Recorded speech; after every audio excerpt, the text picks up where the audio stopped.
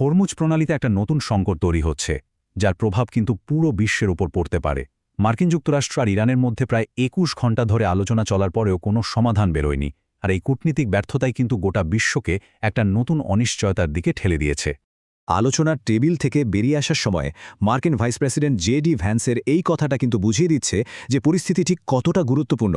মানে একটা বাক্যেই তিনি ভবিষ্যতে সংঘাতে স্পষ্ট ইঙ্গিত দিয়ে দিলেন। চলুন আজ আমরা কি বিষয়ে নিয়ে কথা বলবো তা এক ঝলকে দেখে নিই। প্রথমে আমরা দেখব হরমুজ প্রণালীর ঝুঁকিগুলো কি, তারপর জানব এর সঙ্গে জড়িত দেশগুলোর কার কি উদ্দেশ্য। এরপর দেখব কিভাবে বিশ্বব্যাপী সাপ্লাই চেইন প্রভাবিত হচ্ছে। তারপর এশিয়ার জ্বালানি সংকট নিয়ে কথা বলবো, আর সবশেষে ভারতের স্থিতিশীলতার কারণগুলো বিশ্লেষণ করব। তো চলুন শুরু করা যাক প্রথম অংশ দিয়ে। কেন এই সরু জলপথটা এতটা গুরুত্বপূর্ণ, আর এখন সেখানে ঠিক কি হচ্ছে? এই সংকটের মূল কারণটাই হল কূটনীতির ব্যর্থতা। দেখুন, আমেরিকা চেয়েছিল হরমুজ প্রণালীকে মাইন মুক্ত করতে, কিন্তু ইরানের দাবি হল তাদের কাছে এই মাইনের সঠিক অবস্থানের কোনো রেকর্ডই নেই, আর ঠিক এই কারণেই পুরো আলোচনাটাই ভেসে গেল। হরমুজ প্রণালী কিন্তু শুধু একটা জলপথ নয়, এটাকে আপনি বিশ্বের অর্থনীতির লাইফলাইনও বলতে পারেন। এই রাস্তাটা বন্ধ হয়ে যাওয়া মানে বিশ্ব বাণিজ্যের উপর একটা অসম্ভব বড় আঘাত আসা। ভাবুন, রোজ প্রায় ১৫০ থেকে ২০০টা জাহাজ এই পথ দিয়ে যাতায়াত করে। একবার ভেবে দেখুন, সারা বিশ্বের মোট তেল সরবরাহের ২০%, মানে ৫ ভাগের ১ ভাগ, শুধুমাত্র এই একটা সরু পথ দিয়েই যায়। সংখ্যাটা শুনতে হয়তো খুব বড় মনে হচ্ছে না, কিন্তু এর প্রভাব বিশাল। তো ইরানের মূল কৌশলটা কি? হাজার হাজার নো মাইন। তারা বলছে যে যুদ্ধের সময় স্থানীয় কমান্ডাররা এত তাড়াহুড়ো করে এগুলো বসিয়েছে যে এখন সেগুলো সরানো প্রায় অসম্ভব। আমেরিকা যদিও মাইন সুইপার জাহাজ নামানোর কথা ভাবছে, কিন্তু ইতিহাস বলে যে সমুদ্র থেকে ১০০% মাইন পরিষ্কার করা প্রায় অসম্ভব একটা কাজ। চলুন এবার পরের অংশে যাওয়া যাক। দেখি এই অচলাবস্থায় জড়িত ৪টি প্রধান শক্তিধর দেশ আর তাদের নিজ নিজ উদ্দেশ্যগুলো ঠিক কী। এখানে মূলত ৪টি দেশের স্বার্থ জড়িয়ে আছে। আমেরিকা চায় নৌ চলাচলের স্বাধীনতা বজায় থাকুক। ইরান এই জলপথকে তার কৌশলগত শক্তি হিসেবে ব্যবহার করতে চায়। ইসরায়েল এটাকে নিজের অস্তিত্বের জন্য হুমকি বলে মনে করে। আর চীনের মূল চিন্তা হল তার অর্থনৈতিক নিরাপত্তা নিয়ে। এই পরিস্থিতিতে সবচেয়ে আক্রমণাত্মক মেজাজে আছে ইসরায়েল।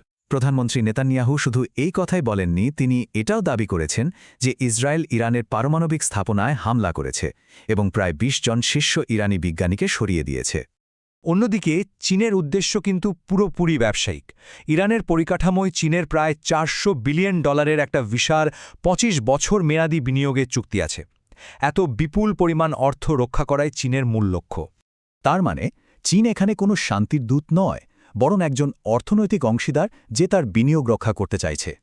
তারা আন্তর্জাতিক নিষেধাজ্ঞা এড়ানোর জন্য শ্যাডো ফ্লিট বা বেনামি জাহাজের মাধ্যমে ইরানের থেকে তেল কেনে। তাই যুদ্ধ শুরু হলে তাদের তেলের যোগান এবং বিনিয়োগ দুটোই কিন্তু ঝুঁকির মুখে পড়বে। চলুন এবার দেখি কিভাবে এই আঞ্চলিক সংঘাতটা গোটা বিশ্বের অর্থনীতিতে একটা বিরাট প্রভাব ফেলছে। দেখুন, হরমুজ প্রণালীর ঝুঁকি বাড়ার সাথে সাথে জাহাজের ইন্স্যুরেন্স খরচ আকাশ ছোঁয়া হয়ে গেছে, আর এর ফলে তেলের দাম আর জিনিসপত্র পরিবহনের খরচ দুটোই বাড়ছে। এর চাপটা শেষ পর্যন্ত কার উপর গিয়ে পড়ছে? আমাদের মতো সাধারণ মানুষের পকেটে। মানে ব্যাপারটা শুধু তেলের মধ্যেই সীমাবদ্ধ নেই। এই সংকটের কারণে ইলেকট্রনিক্স থেকে শুরু করে খাবার দাবার পর্যন্ত আমাদের রোজকার জীবনের প্রায় সব কিছুর দাম বেড়ে যাওয়ার একটা আশঙ্কা তৈরি হয়েছে। এই সংকটের প্রভাব সবচেয়ে বেশি করে বোঝা যাচ্ছে এশিয়ায়। এখানে যে দেশগুলো আগে থেকে প্রস্তুতি নিয়েছিল আর যারা নেয়নি, তাদের মধ্যে একটা বিরাট পার্থক্য তৈরি হয়ে গেছে। ভারতের জ্বালানি কৌশলের সঙ্গে তার প্রতিবেশী দেশগুলোর পরিস্থিতির তুলনা করলে অবাক হতে হয়। বলতে গেলে আকাশ পাতাল তফাত। একদিকে ভারত স্থিতিশীল আর অন্যদিকে প্রতিবেশীরা গভীর সংকটে। এর বাস্তব উদাহরণ যদি দেখেন, মায়ানমারে গাড়ির জন্য জোর বিজোড় নিয়ম চালু করতে হয়েছে। বাংলাদেশে বিদ্যুৎ বাঁচানোর জন্য রাত ৮টার পর শপিং মল বন্ধ রাখতে হচ্ছে।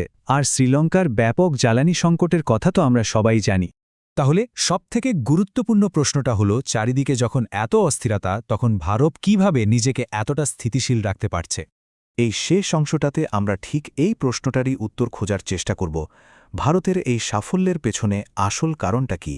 ভারতের সাফল্যের কৌশলটা মূলত ৪টি স্তম্ভের ওপর দাঁড়িয়ে আছে। প্রথমত, কোনো একটা দেশের ওপর নির্ভর না করে রাশিয়া সহ বিভিন্ন দেশ থেকে তেল আমদানি করা। দ্বিতীয়ত, জরুরি অবস্থার জন্য তৈরি করা বিশাল কৌশলগত তেলের ভাণ্ডার। তৃতীয়ত, শক্তিশালী বৈদেশিক মুদ্রার রিজার্ভ। আর চতুর্থত, সাধারণ মানুষের সৌরশক্তি, ইলেকট্রিক গাড়ি এবং ইন্ডাকশন কুকারের মতো জিনিসগুলোর দিকে ঝুঁকে পড়া। অর্থাৎ সংক্ষেপে বলতে গেলে ভারতের এই শক্তিটা শুধু সরকারের দূরদর্শী নীতির ফল নয়, বরং এটা সাধারণ মানুষের সচেতনতা আর নতুন প্রযুক্তিকে গ্রহণ করার মানসিকতারও একটা প্রতিফলন। ভারতবাসী পরিস্থিতি বুঝে নিজেদের বদলে নিয়েছে, আর এটাই কিন্তু এই দেশকে শক্ত করে দাঁড় করিয়ে রেখেছে। এই পুরো আলোচনাটা আমাদের একটা বড় প্রশ্নের সামনে এনে দাঁড় করায়। আজকের এই অনিশ্চিত পৃথিবীতে কোনো দেশের সামরিক শক্তির চেয়েও তার জ্বালানি স্বাধীনতায় কি তাকে আসল সুপার পাওয়ার হিসেবে প্রতিষ্ঠা করে? ব্যাপারটা কিন্তু ভাবার মতো।